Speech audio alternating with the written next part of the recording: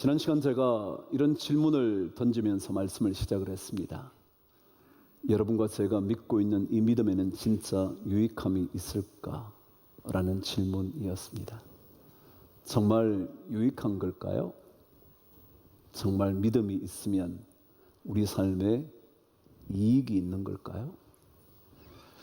이익이라는 말이 꽤나 부정적인 의미를 가져 제가 유익이라는 말로 바꿨지만 정말 믿어서 우리에게 유익함이 있냐 말이죠. 만일 믿음에 유익이 없다면 누가 믿음을 가지려고 하겠습니까? 사람이라면 누구나 이익에 민감하고 유익에 민감한데 말이죠. 그렇게 본다면 분명히 믿음 속에는 유익함이 있다는 사실을 깨닫지 않고서는 믿음의 길을 계속 유지하기란 쉽지 않을 겁니다. 믿음의 유익이 어떤 것이 있을까? 가장 중요하고도 근본적인 유익은 바로 이것입니다. 예수 그리스도의 십자가의 은혜를 믿는 여러분과 저의 믿음으로 말미암아 영원한 생명이 주어지는 구원의 은혜를 얻게 된 것. 그래서 그것 때문에 하나님과 내가 다시 화평하게 되는 관계가 회복되어지는 그 유익이 가장 중요한 유익이라는 거죠. 다른 어떤 유익보다 영원한 생명으로 말미암아 하나님과 나의 관계가 다시 재정립이 된 것, 이게 가장 큰 유익이라는 거죠. 왜냐고요? 여러분, 인간은 그냥 만들어진 존재가 아닙니다. 어쩌다가 진화해서 이렇게 인간이 된 것이 아닙니다. 인간은 하나님께서 흙으로 만드신 다음 그 속에 하나님의 숨, 하나님의 영을 불어넣어서 여러분과 저는 하나님의 영을 가지고 있는 영적인 존재가 된 것입니다. 그래서 만일 우리가 하나님께로부터 온 영의 만족이 없으면 우리의 삶은 언제나 불안한 겁니다. 그래서 돈이 있어도 불안한 이유는 우리는 하나님의 영, 하나님의 호흡, 하나님의 숨을 받았기 때문에 그분과 관계가 뒤틀어지면 언제나 불안한 겁니다. 잘 되어 가는데도 불안합니다. 문제만 생기면 훨씬 더 우리의 삶은 복잡해집니다. 지금 많은 것들을 누리고 있다 할지라도 말이죠. 왜냐하면 우리는 바로 그런 존재로 지어졌기 때문이죠. 그런데 예수 그리스도로 말미암아 하나님과 관계가 깨어졌던 죄의 문제가 해결됨으로 말미암아 우리가 하나님과 다시 관계를 회복하게 되고, 그것 때문에 우리는 하나님 앞에서 화평을 누리게 된 이것이 가장 큰 믿음의 유익이라는 것입니다. 이것 때문에 우리는 즐거워하는 인생을 살 수 있다 그랬습니다. 그래요. 즐거운 것, 기쁜 것 얼마나 중요합니까?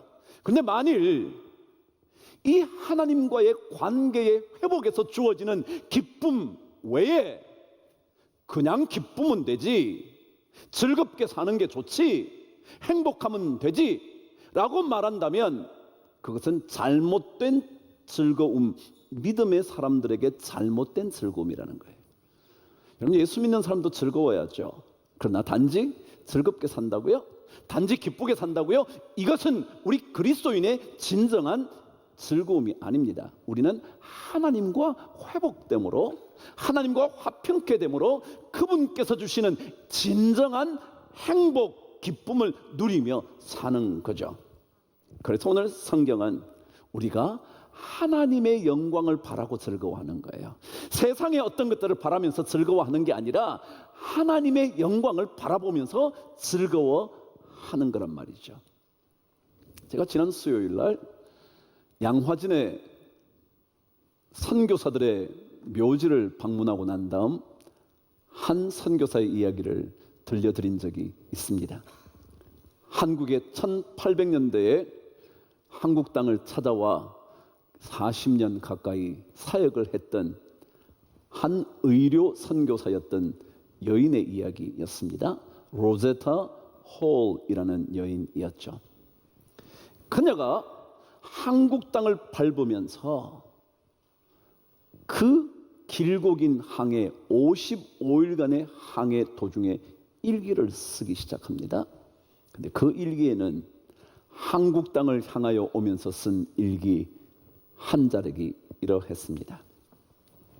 주님, 저로 하여금 충성스러운 인생 되게 하여 주옵소서. 그리고 성공에 내 마음이 빼앗기지 않게 하여 주시옵소서. 예수 믿는 사람들은요, 성공의 마음을 빼앗기는 게 아닙니다. 그냥 행복해지려고 성공하려고 하는 것도 아닙니다. 성공의 마음을 빼앗기지 않도록 기도하면서 오직 충성스러운 인생 되게 해달라. 그다음 말입니다. 성공이 비록 충성으로 말미암아 따라오는 것이라고 할지라도 그 성공에 연연하지 않게 하여 주시옵소서. 여러분, 열심히 살면요, 충성스럽게 살면요, 정직하게 성실하게 살면요, 성공이 주어질 수 있죠. 그렇게 해서 우리에게 주어진 성공이라 할지라도 거기에 연연하지 않도록 나를 도와주옵소서. 왜요? 믿음의 사람들은요, 그냥 성공을 목표로 삼지 않거든요. 우리는 오히려 하나님의 영을 이어받아 하나님 앞에 충성스러운 그런 인생으로 살아 성공이 오든지 오지 않든지 여전히 하나님 안에서 즐거워할 수 있는 인생, 그게 믿음의 사람이거든요. 그래서 오늘 성경은 우리에게 이 믿음의 유익이라는 것이 가장 중요한 이것을 바탕에 깔아야 하는데, 이 바탕 위에서 우리 삶 속에 일어나는 실제적인 유익들은 어떤 것들이 있는지 우리에게 알려줍니다. 저와 함께 3절 말씀 앞부분을 읽어보시죠. 시작. 다만 이뿐 아니라 우리가 환난 중에도 즐거워하나니. 그랬습니다. 우리 믿음의 사람들은요, 하나님과 화평케 됨으로 말미암아 즐거운 인생을 삽니다. 하나님의 영광을 바라보면서 즐거워하느니라 그랬어요. 그런데 성경은 환난 중에도 우리가 즐거워한대요. 이게 무슨 말이에요, 여러분? 여러분, 믿음의 유익 중에는요, 믿음을 가진 자들은 능력이 생긴다는 거예요. 왜요? 환난을 당해도 즐거울 수 있으니까. 이게 능력 아닌가요? 이게 믿음을 가진 사람들의 놀라운 힘인 거예요.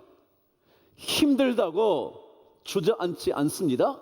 힘든 중에도 기쁨을 잃지 않습니다. 고통스러운데도 우리 안에 즐거움이 빼앗기지 않는 겁니다. 이게 능력이잖아요, 능력. 그래서 믿음을 가지면 믿음의 유익 중에 하나가 능력 있는 인생을 사는 거예요. 예수 믿는 것은요, 무력한 게 아니에요. 보잘것 없어서 하나님의 이름을 부르는 게 아니에요. 믿음을 가질수록 점점 더 강력해져요. 왜요? 환난 중에도 즐거움을 놓치지 않을 수 있는 사람 되는 거거든요. 그래서 믿음을 가지면 능력이 점점 더 강력해지는 겁니다. 이게 얼마나 놀라운 믿음의 유익인지 몰라요.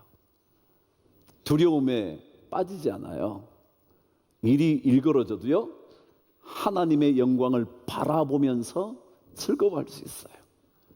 이게 놀라운 능력, 믿음의 유익이죠. 이 즐거워함에 대하여 오늘 성경은 이제 본격적으로 우리 안에 믿음이 주어짐으로 말미암아 어떤 유익들이 본격적으로 일어나는지 첫 번째, 두 번째, 세 번째 강조합니다. 저와 함께 3절 다시 한번 읽어보시겠습니다. 시작. 다만 이뿐 아니라 우리가 환난 중에도 즐거워하나니 이는 환난은 인내를 그랬습니다. 뒤에 동사가 빠져 있어요. 여러분 4절까지 읽으시면 환난은 인내를 이루는 줄 알미로다. 다시 말하면 환난이 인내를 이루는 유익이 있다. 믿음을 가지면 어려운 삶이 환난을 이루어가는 유익을 얻을 수 있다. 그런 거예요. 무슨 얘기죠? 여러분 인내라는 말 다 알잖아요. 근데 원래 이 헬라어 단어는요 2개의 단어로 연결되어 있습니다. 하나는 휘포라는 아래에라는 under 뭐뭐 밑에라는 단어와 모네라는 살다 거주하다라는 단어가 연결되어 있습니다. 그래서 이 단어는 인내하다라는 뜻은 원래 어떤 것 아래에서 살아간다라는 뜻입니다. 무슨 얘기냐면요, 인내란 뭐냐 하면 아무리 어려운 환경이 있어도 그 환경 밑에 놓여져 있어도 여전히 죽지 않고 살아갈 수 있다. 이게 인내예요.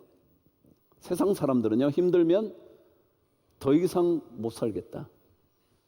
너 밑에서는 진짜 더 이상 살 수 없어.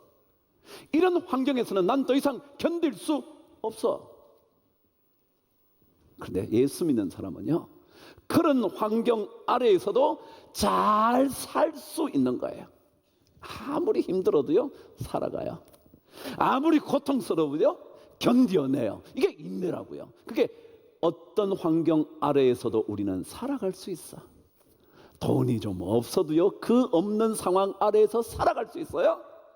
자식이 문제가 해결 안 돼도 그 문제 아래에서 우리는 끝까지 살아낼 수 있어요. 이게 인내라고요.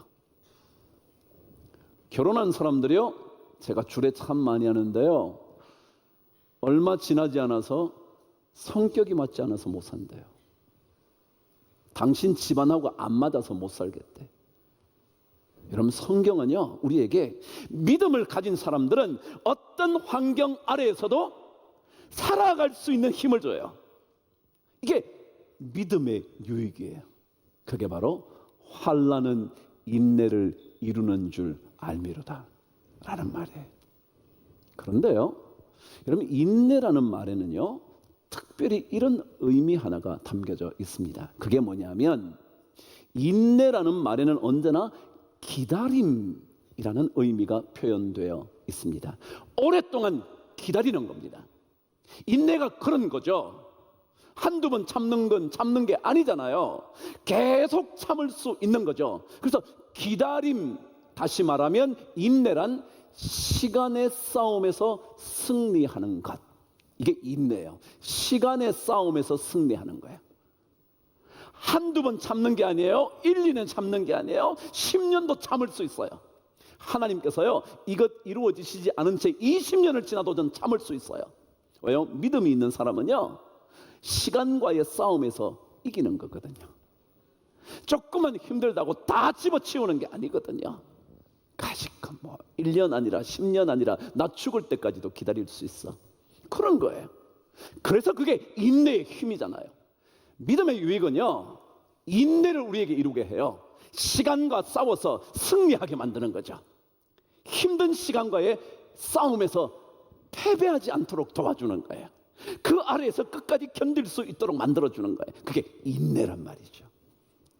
저는 이 믿음의 유익이 우리 모든 성도님들에게 꼭 있게 되기를 바랍니다. 아무리 힘들어도요 기다리십시오.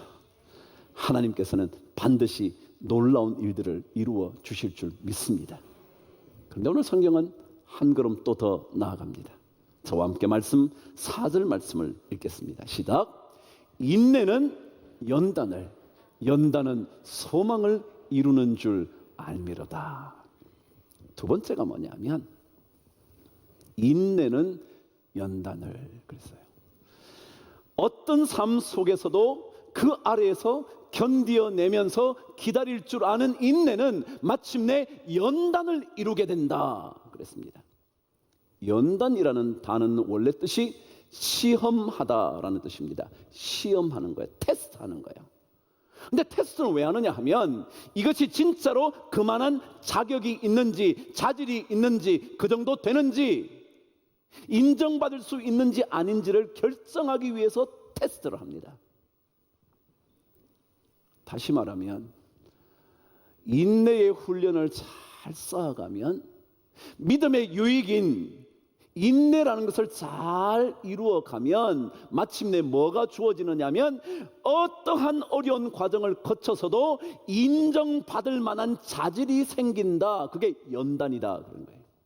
그래서 이 연단이라는 단어를 영어는 어떻게 번역했냐면 character라고 그랬습니다. character는 뜻이 뭐냐면 인격, 성품, 품성이라는 뜻입니다. 그러니까 길고 긴 시간과의 싸움에서 이겨내면 뭐가 이루어지냐면 내 안에 좋은 어떤 것들도 통과하고 난 다음에 인정받을 수 있는 자질인 인격이 생긴다.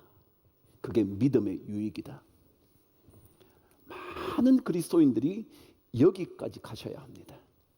견디는 정도가 아니라 견디다가 마침내 여러분과 제 안에 하나님을 닮은 좋은 성품이 이루어지게 되는 것, 연단이 내 안에 나타나게 되는 것, 그게 필요하다.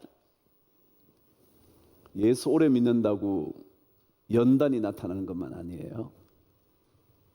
70이 되어도요, 80이 되어도요, 목사 30년을 해도요, 장로 50년을 해도요, 그래도요 내 안에 하나님 닮은 인격이 없는 거예요. 왜냐하면 어려운 환경에 버티며 살아오는 훈련을 안 했거든요. 어려운 상황 속에서도 즐거워할 줄 아는 그런 능력을 갖지 못했거든요.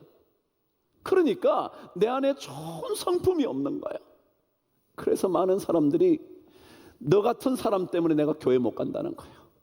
자식들도 우리 아버지 저런 거 보니까 난 예수 안 믿을래, 그런 거예요. 주변 많은 사람들이 저런 사람 때문에 교회 못 가겠다는 거예요. 왜요? 우리 안에 이 믿음의 유익인 연단이 없어서 내 안에 좋은 성품이 생겨나지 않아서. 로제타 홀의 이야기를 또 꺼내네요. 그녀가 의료 선교사로 왔다 그랬잖아요. 그가 이런 일기를 남겼습니다. 나는 가장 낮은 곳에 있는 사람들을 치료할 때에도 가장 높은 자리에 있는 사람을 치료하듯 최고의 예의를 다해 치료하고 싶다. 다시 한번요. 나는 진짜 보잘것없는 사람, 이 사람 도와줘봐야 돈 한 푼 받을 수도 없을 뿐만 아니라 이것 때문에 내가 유명해지는 것도 아니라 그것 때문에 내가 여기에서 한국 땅에서 좀 더 편안한 삶을 살 수 있는 여러 환경을 제공받는 것도 아닌 그런 보잘것없는 사람을 치료할 때에도 제일 높은 곳에 있는 신분의 사람을 치료할 때 정성을 다하고 예의를 다하듯 그렇게 치료하는 것처럼 이 사람에게 해주고 싶다. 이게 뭐냐면 인격이요, 인격. 왜요? 좀 보잘것없다고요, 학벌이 없다고요, 실력이 없다고요, 돈이 없다고요, 뭐 배경이 없다고요, 생긴 게 시원찮다고요, 이것 때문에 막 판단하고 우습게 생각하고 그런 인생이 아니라 그 어떤 사람에게도 하나님의 숨결, 하나님의 호흡, 하나님의 영이 있는 존귀한 존재인 줄 알고 최고로 높은 사람에게 대하듯이, 최고로 높은 사람에게 최고의 예의를 다 하듯이 그렇게 가장 낮은 사람을 치료해주고 싶다. 이게 뭐라고요? 인격이라고, 연단이라고. 연단. 그게 우리에게 있어야 돼요. 교회는 그래서요, 이런 사람도 장로가 돼요, 저런 사람도 장로가 돼요. 돈이 있어야 된다고요? 학벌이 좋아야 된다고요? 아니요, 그런 거 없어요. 신앙이라는 것은요, 세상과 좀 달라요. 믿음의 유익이라는 것은요, 세상이 주는 유익과 다르다고요. 오히려 하나님을 믿어가면 갈수록 달라지는 거예요. 장로, 목사, 집사 오래 하면 뭐예요, 여러분? 우리 안에 하나님 닮은 성품이 없는데, 그게 하나도 없는데. 근데 오늘 성경은 환난은 인내를, 인내는 연단을 이루는 줄 알미로다. 전 여러분과 저 안에 주변에 많은 사람들이 이제 우리 세은의 교회 됐잖아요. 이제 우리가 막 이제 현수막도 새로 바꿔요. 나중에 우리 교회 그 교육관에 크게 붙을 거예요. 세은의 교회라고. 저는 그 교회를 바라보다가 그 속에 있는 여러분과 저를 바라보다가 그래, 저 정도라면 예수 한번 믿어봐야지. 나 저 교회 가고 싶은데 라는 연단이 아름답게 여러분과 저 안에 이루어질 수 있게 되기를 바랍니다. 좋은 신의 성품이 이루어질 수 있게 되기를 말이죠. 여러분, 믿음은 이처럼 유익한 것입니다. 하나님과 화평케 됨으로 즐거움을 누릴 수 있을 뿐만 아니라 우리로 하여금 능력 있는 인생이 되어 환난 가운데서 견딜 수 있는, 그리고 인내하다가 마침내 더 좋은 성품을 갖게 되는 그런 인생 되는 것, 그만큼 우리에게 소중한 겁니다. 함부로 내던져 버릴 수 없습니다.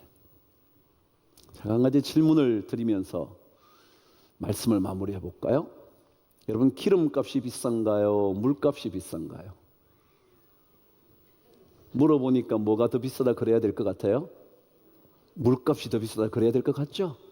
맞아요. 여러분, 두바이 원유 1리터 가격이 얼마냐면요, 805원입니다.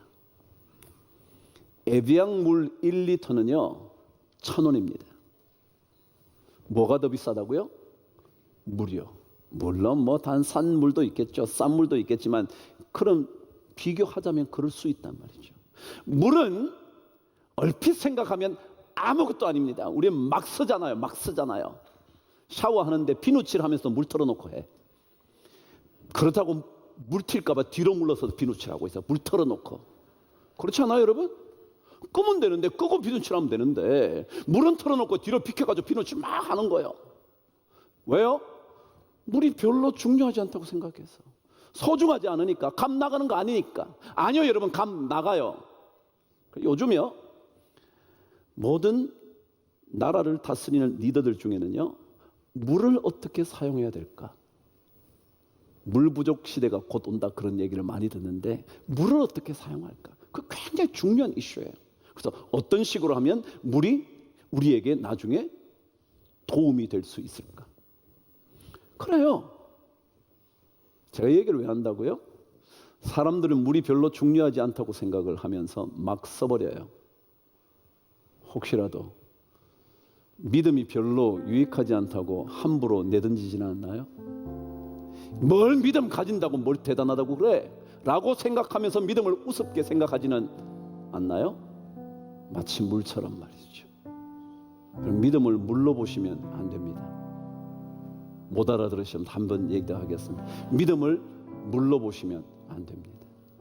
믿음에는요, 놀라운 하나님의 유익이 있습니다. 저는 그 유익을 여러분과 제가 이 세은의 교회를 통하여 날마다 공급받게 되기를 간절히 축복합니다. 하나님의 이 믿음을 통하여 여러분과 저의 인격과 성품과 연단이 멋지게 이루어질 수 있도록 기대하고 계실 줄 믿습니다. 우리 교회를 통해서 저는 많은 사람들이 믿음이 얼마나 좋은 것인지 보고 도전받고 이 성전 아니 어떤 곳이든지 간에 그곳에서 예배자가 되기를 저는 간절히 기대합니다. 그런 날 올 때까지 우리 열심으로 믿음을 쌓아가는 우리 모두가 되기를 주의 이름으로 축복합니다.